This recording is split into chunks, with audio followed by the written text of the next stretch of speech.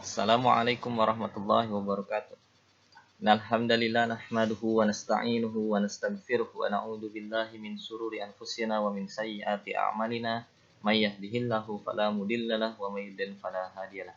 Asyhadu an la ilaha illallah wahdahu la syarikalah wa asyhadu anna Muhammadan abduhu wa rasuluhu la nabiyya ba'dah. Allahumma shalli ala Muhammad wa ala alihi wa ashabihi wa man tabi'ahum bi ihsanin ila yaumiddin amma ba'd. Para peserta perkuliahan yang insya Allah dirahmati Allah Subhanahu Wa Taala, selamat datang dan insya Allah kita akan belajar bersama terkait dengan apa yang telah disampaikan di awal atau di leaflet dan di pendaftaran, bahwa kita akan sama-sama belajar tentang dasar-dasar ekonomi Islam. Dan pada kesempatan pertama ini kita akan sama-sama untuk mempelajari tentang asal-usul dari ekonomi. Dalam hal ini mungkin terkait dengan ilmu ekonomi dan juga sistem ekonomi yang sekarang ada di dunia, dan dari mana asal-usulnya dan bagaimana bisa terjadi. Mungkin tidak sampai ada pembahasan yang lebih detail tentang bagaimana krisis bisa terjadi dan lain sebagainya. Tetapi kita di sini coba memahami hal yang paling mendasar dari ekonomi, ya. Kita lihat dari asal katanya atau bagaimana ekonomi ini menjadi sebuah konsep. Pertama, ekonomi berasal dari kata oikos dan nomos. Oikos nomos yang ini dari bahasa Latin kalau tidak salah, yang artinya adalah aturan rumah tangga. Oikos artinya rumah tangga, nomos artinya aturan. Aturan rumah tangga maksudnya adalah bagaimana sebuah aktivitas rumah tangga itu bisa diatur. Kemudian dalam penjelasan ilmu ekonomi biasanya dijelaskan bahwa rumah tangga ini terdiri dari dua jenis. Yang pertama adalah rumah tangga yang kecil atau rumah tangga keluarga. Yang kedua adalah rumah tangga yang besar atau rumah tangga negara. Kemudian nanti ilmu ekonomi membagi dua cabang pembahasan. Yang pertama adalah ekonomi mikro, yang kedua adalah ekonomi makro.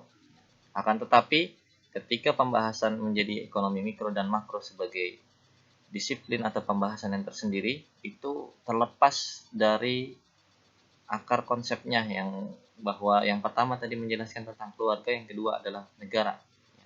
Ekonomi makro memang nantinya membahas tentang apa-apa yang dilakukan oleh sebuah negara atau dilakukan di dalam sebuah negara dalam mengatur rumah tangga mereka.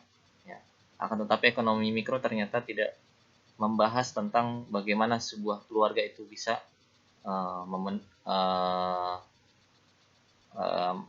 sebuah keluarga bisa beraktivitas dan berproses sebagaimana yang dimaksud dalam konsep awalnya, yaitu mengatur. Aturan rumah tangga ini sebetulnya bertujuan atau memiliki tujuan. Kalau dalam konsep, dalam filsafat ilmu kita mengenal 3 aspek pembahasan dalam ketika kita membahas sebuah ilmu. Yang pertama adalah aspek epistemologi, yang kedua aspek ontologi, yang ketiga adalah aspek aksiologi. Yang pertama epistemologi berarti satu pembahasan itu harus jelas sumbernya dari mana. Suatu ilmu itu harus memiliki sumber, sarana, dan saluran-salurannya. Apa yang menjadi referensinya? Bagaimana sebuah ilmu itu bisa menjadi ilmu, dari mana rumusannya. Yang kedua adalah aspek ontologi. Ontologi itu adalah ruang lingkup dan cakupan yang menjadi inti pembahasannya. Apa itu ilmu ekonomi? Ini adalah aspek ontologinya, sehingga ia bisa berbeda dengan ilmu yang lainnya. Cakupan lingkupan ini juga maknanya adalah batasan. Yang ketiga adalah aspek aksiologi atau aspek tujuan, kebermanfaatan, dan nilai-nilai moral, estetis yang terkandung di dalamnya. Sehingga kita ketika membahas satu ilmu itu ada tujuannya. Aspek epistemologi, ontologi, dan aksiologi. Sumber dan saluran, kemudian ruang lingkup dan cakupannya, dan tujuan kebermanfaatannya. Ilmu ekonomi ini sumbernya adalah pengalaman hidup, ya, pengalaman hidup dalam manusia barat atau masyarakat barat tentu saja, karena memang lahirnya konsep dari sana. Artinya pengalaman hidup manusia atau sebuah masyarakat itu dijadikan sebuah pelajaran, kemudian dirumuskan aturan-aturan hidup agar kehidupan ini lebih baik. Pengalaman dan yang kemudian juga dirumuskan bagaimana rasio atau pemikiran seseorang ya, terkait dengan pengaturan kehidupan itu menjadi bahan atau referensi untuk merumuskan ilmu ekonomi ini. Ontologinya atau ruang lingkupnya adalah bagaimana biasanya dalam ilmu ekonomi disebutkan bahwa ekonomi itu terkait dengan 3 aktivitas manusia. Yang pertama produksi, yang kedua distribusi, yang ketiga adalah konsumsi. Ya. Artinya ruang lingkup pembahasan ekonomi adalah ruang lingkup 3 kegiatan ini. Ya. Atau bisa dikatakan 3 aktivitas ekonomi adalah produksi, distribusi, dan konsumsi. Sehingga pembahasan ekonomi ini berbeda dengan pembahasan pengaturan yang sifatnya politik misalkan. Ada ilmu politik, bagaimana sebuah kekuasaan itu bisa mengatur masyarakat. Kemudian juga mungkin ada ilmu-ilmu lain yang berbeda dengan pembahasan ini. Kemudian aksiologi atau tujuannya, kenapa ilmu ini perlu dibahas dan perlu dipelajari. Ilmu ekonomi dipelajari agar manusia bisa memahami ekonomi. Apa itu ekonomi dalam konteks aksiologi? Ekonomi adalah pemenuhan kebutuhan manusia dalam pengertian hajatnya. Pemenuhan kebutuhan dasar manusia. Dalam hal ini, ekonomi mengarahkan tujuan aksiologi ini kepada apa yang disebut sebagai kebutuhan primer. Sandang, pangan, dan papan. Sandang yaitu makanan, sandang adalah pakaian, pangan adalah makanan, papan adalah tempat tinggal atau perumahan. Sehingga tergambar atau kita telah mendapatkan gambaran bahwa ilmu ekonomi adalah apa-apa yang menjadi pengalaman dan buah pikiran manusia terkait dengan aktivitas produksi atau membuat sesuatu, mendistribusikannya dan menggunakannya atau mengkonsumsinya untuk tujuan pemenuhan kebutuhan dasar pada mereka, pada diri manusia tersebut. Ya. Ini gambaran dasar atau gambaran filosofis dari ekonomi ya, atau ilmu ekonomi dalam definisi yang filosofis. Ya.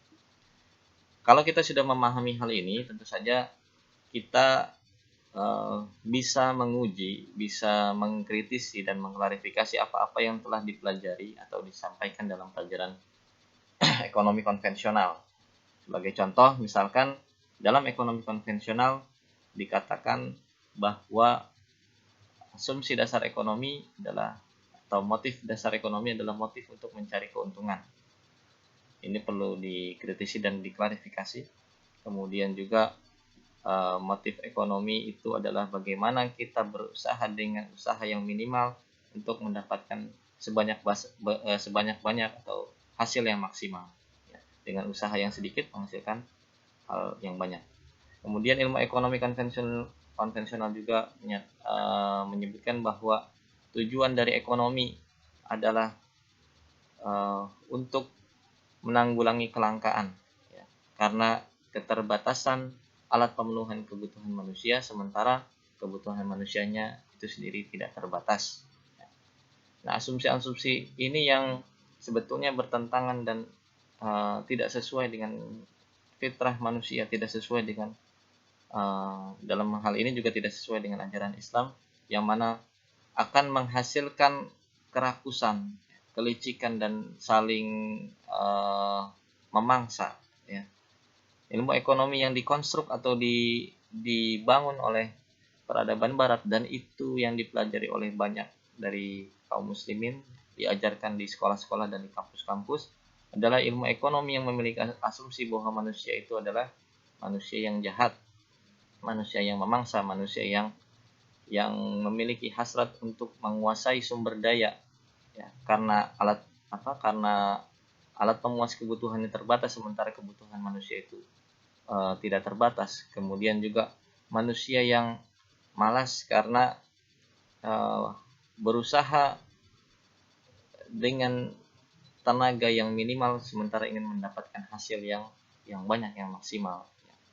Kemudian juga manusia ini adalah manusia-manusia yang akan saling berebut sumber daya. Kemudian juga karena tujuan dari aktivitas ekonomi adalah mencari keuntungan, maka yang dicari adalah penumpukan kapital, penumpukan sesuatu yang disebut nantinya sebagai modal, dan itu yang dipahami dalam ekonomi konvensional, dan itu yang telah diajarkan kepada kita semua di bangku-bangku sekolah dan perguruan tinggi, sehingga kita sendiri menjadi merasa lumrah dan merasa tidak ada salahnya ketika kita berusaha mengejar keuntungan dari aktivitas perekonomian dan berusaha menghemat tenaga, efisienkan satu aktivitas untuk mendapatkan hasil yang banyak, ya, untuk mendapatkan hasil yang sebanyak-banyaknya. Nanti kita akan lihat, tentu saja setelah beberapa sesi mungkin pembahasannya, kita bisa melihat perbedaan yang sangat jelas dan bagaimana kerusakan-kerusakan yang terjadi dalam ekonomi saat ini. Kita kembali kepada pembahasan dasar asal-usul, yaitu ekonomi adalah oikos dan nomos, pengaturan rumah tangga. Rumah tangga yang pertama adalah rumah tangga keluarga, rumah tangga kedua adalah rumah tangga negara. Keluarga sebagai sebuah lembaga adalah lembaga yang paling awal, lembaga sosial yang pertama kali dibangun oleh manusia, dan ini adalah lembaga yang sifatnya fitrah. Bahkan dalam konteks Islamnya, lembaga yang memang disebutkan dan dijelaskan secara rinci tata caranya. Sementara yang kedua, ketika kita sebut rumah tangga yang besar adalah rumah tangga negara, maka kita juga perlu memahami konteks sejarah yang mana model-model negara telah berubah. Model-model negara yang dulunya meskipun juga konsep keluarga sekarang berubah, dan nanti kita akan lihat perubahan-perubahannya dalam pembahasan sesi yang berikutnya. Akan tetapi secara singkat, keluarga bisa dipahami masih sama, ia adalah ikatan antara suami dan istri, kemudian orang tua dan anak. Ini yang terjadi dalam rumah tangga. Hanya saja nanti ada perubahan-perubahan yang sebetulnya sangat vital dan mendasar juga, akan tetapi sementara kita pahami seperti ini dulu. Negara yang sudah umum juga dipahami bahwa di negeri kita saja, negara Indonesia adalah perubahan wujud dari meleburnya kerajaan-kerajaan. Konsep kerajaan sendiri berbeda dengan konsep negara modern. Konsep keluarga ada yang tradisional, ada yang modern. Konsep negara ada yang tradisional, ada yang modern. Artinya asal usulnya negara adalah tidak seperti apa yang terjadi sekarang. Nanti pembahasannya pada sesi khusus, nanti kita akan menjelaskan konsep ekonomi fiskal dan konsep ekonomi moneter. Ini dari perbedaan memandang negara. Kita lanjutkan pembahasan tentang keluarga. Yang tadi kita skip dulu, kita tunda pembahasannya bahwa nantinya negara itu berubah dan pengaturannya tentu saja berbeda. Keluarga sebagai sebuah lembaga atau unit yang pertama dalam ilmu ekonomi konvensional biasa disebut keluarga adalah rumah tangga keluarga adalah unit terkecil dari sebuah negara, dan ini adalah unit terakhir atau unit konsumsi, ya, yang mana mereka adalah menjadi rantai paling ujung dari aktivitas perekonomian, ya. Yang perlu dipahami bahwa ketika kehidupan ini lahir, manusia terlahir dalam sebuah organisasi yang sifatnya tadi kita sebutkan sesuai organisasi fitrah ya, atau lembaga yang manusia tidak lahir seorang diri, manusia lahir dengan ikatan-ikatan, manusia lahir dalam sebuah aturan. Aturan apa itu? Yang paling pertama adalah aturan keluarga. Dia lahir dari seorang ayah dan ibu, dan ayah dan ibu adalah penguasa atau orang yang paling bertanggung jawab terhadap kehidupannya. Tentu saja aturan yang berlaku pertama kali adalah aturan para orang tua terhadap anaknya. Seorang anak terikat dengan aturan keluarga. Kemudian kalau dikatakan sebagai dia juga sebagai makhluk sosial dalam keadaan yang paling primitif ya, adalah makhluk yang hidup bersama. Artinya keluarga dan masyarakat pada masa awalnya tidak terpisah, dan memang konsep sosial sendiri ya berasal dari kata socius yang artinya anggota. Ini sama dengan konsep keluarga yang berasal dari kata warga atau anggota juga. Keluarga sebagai masyarakat yang terkecil atau masyarakat sebagai pengembangan dari keluarga dalam pengertian yang sebenarnya. Artinya masyarakat itu adalah keluarga yang membesar, keluarga yang beranak pinak kemudian meluas menjadi katakanlah sebuah masyarakat atau komunitas. Sekarang kita membedakan istilah komunitas dan masyarakat yang lebih luas. Pengaturan-pengaturan yang terjadi di dalam keluarga adalah pengaturan bagaimana mereka bisa mencapai atau memenuhi kebutuhan hidupnya. Sebuah keluarga yang lahir atau yang hidup di sebuah tempat, tentu saja mereka berusaha untuk memenuhi kebutuhannya. Dan pemenuhan kebutuhan ini adalah aktivitas yang memang menjadi tanggung jawab kepala keluarga, tetapi aktivitas ini adalah aktivitas bersama. Sehingga aktivitas pemenuhan kebutuhan tidak hanya dilakukan oleh para laki-laki atau para perempuan saja misalkan, atau aktivitas yang dilakukan hanya oleh jenis kelamin tertentu, tidak dilakukan hanya oleh jabatan tertentu. Aktivitas pemenuhan kebutuhan dilakukan bersama, hanya saja pembagian tugasnya nanti yang diatur dalam aturan ekonomi ini. Dalam aturan ekonomi diatur bagaimana seseorang atau unit-unit dalam keluarga itu bisa saling mengisi dan membantu dalam aktivitas pemenuhan kebutuhan. Dari sini yang bisa dikonsepkan adalah bahwasanya keluarga adalah unit produksi. Keluarga adalah produsen, unsur pertama, unit pertama dalam rantai perekonomian. Berbeda dengan apa yang dimaukan oleh penjelasan ekonomi konvensional bahwa keluarga adalah unit konsumsi, sementara unit produksinya adalah pabrik-pabrik atau industri. Sementara dalam pembahasan yang telah tadi dijelaskan bahwa keluarga adalah unit produksi yang mereka mengatur. Dalam sebuah ilustrasi yang sederhana mungkin dalam kehidupan sekarang bisa dijelaskan bahwa aktivitas produksi adalah aktivitas bagaimana sebuah sayuran atau makanan itu diambil dari ladang, kemudian dia dipersiapkan atau dimasak. Kemudian aktivitas distribusi adalah bagaimana makanan yang sudah jadi tersebut disampaikan pada seluruh anggota keluarga atau dibawa ke tengah meja makan. Meja makan sebagai perwakilan konsep pasar nantinya dijelaskan.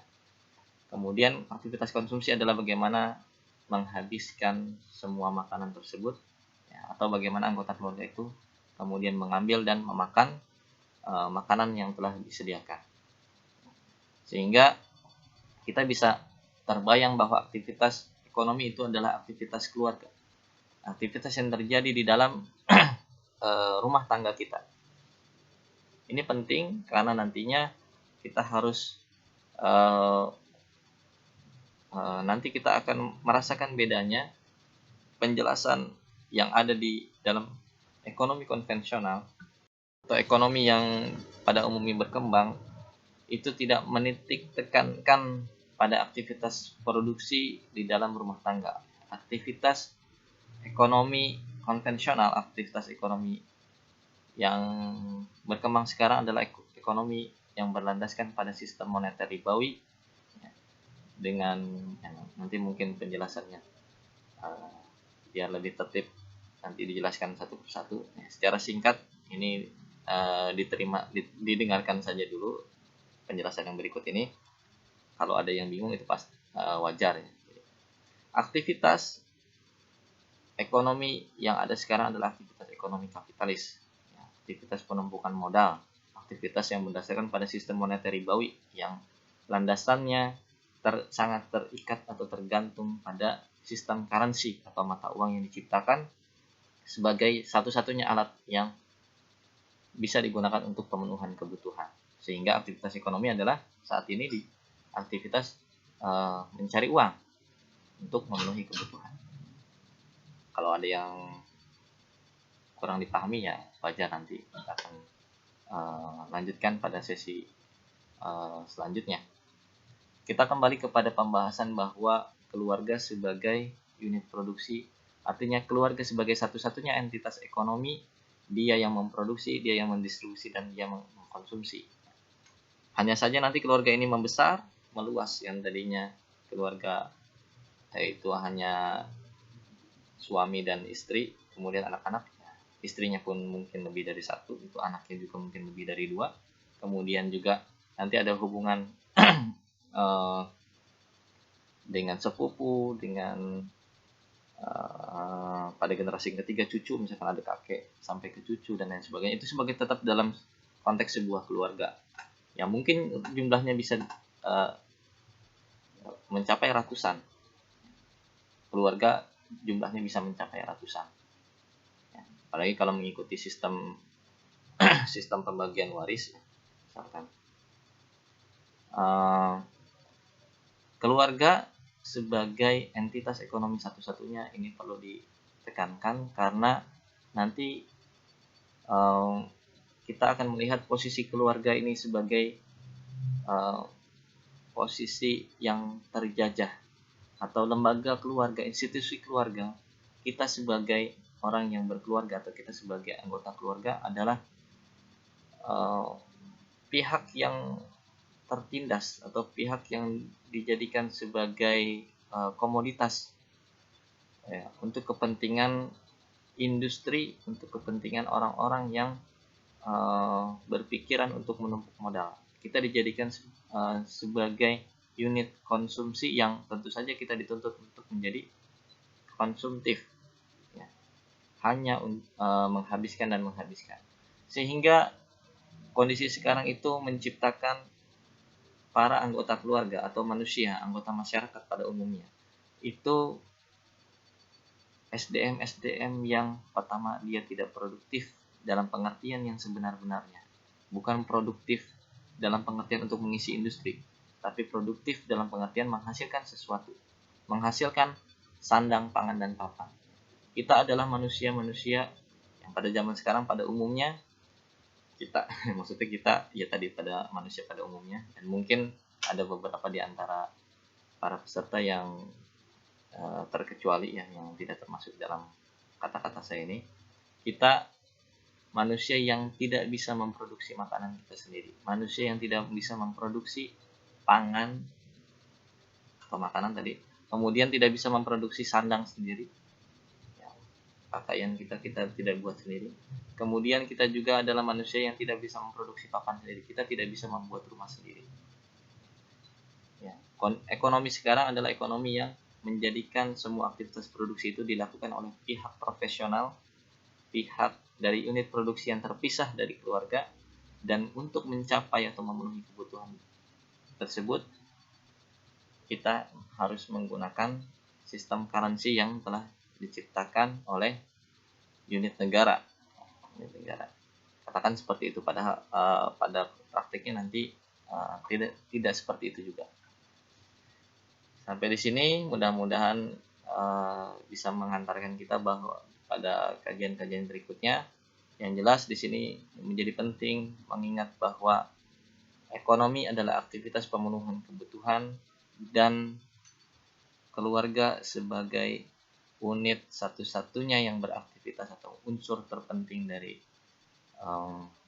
ekonomi, yang nanti pada akhirnya dia akan berhadapan dengan sistem industri yang ini adalah unsur atau entitas asing yang tidak dikenal dalam konsep masyarakat yang awal atau masyarakat primitif.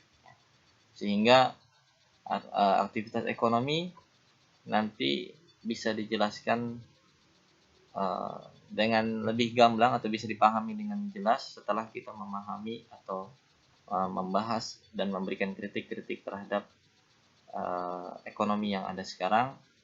Setelah itu kita bisa memahami atau belajar ekonomi Islam lebih lanjut.